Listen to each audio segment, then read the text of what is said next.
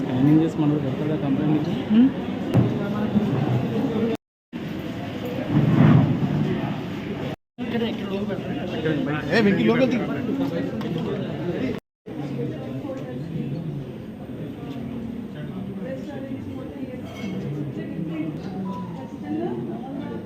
భూమి కొలత ఎంతైనా ఒక దొడ్డిపట్ల గ్రామంలో ఇద్దరి ఇళ్ల మధ్య ఉన్న ఒక కామన్ సైట్కి సంబంధించిన విషయం.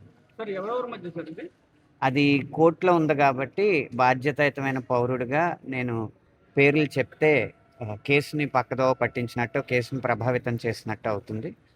అందువల్ల మీడియా మిత్రులు మీరు కూడా అర్థం చేసుకుంటారని భావిస్తున్నాను. అదే అండి, పేర్లు చెప్పడం వల్ల మనం వ్యవస్థలను అగౌరవపరిచినట్టు అవుతుంది.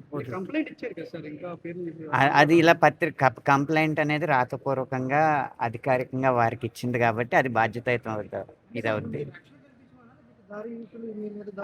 ఆ కోర్టులో కేసు పరిష్కారం అయ్యే వరకు కూడా కొంచెం దౌర్జన్యాలు జరగకుండా చూడమని మేము అర్జీ పెట్టడం జరిగింది. కలెక్టర్ గారికి ఇచ్చారు, అలాగే ఎస్పీ గారికి కూడా ఇచ్చారండి.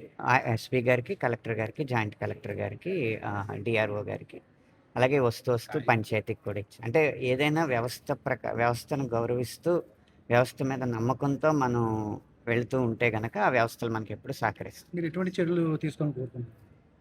రక్షణ ఇప్పుడు నేను ఈ మా స్వగ్రామంలో వృత్తిరీత్యా ఉండలేకపోతున్నాను.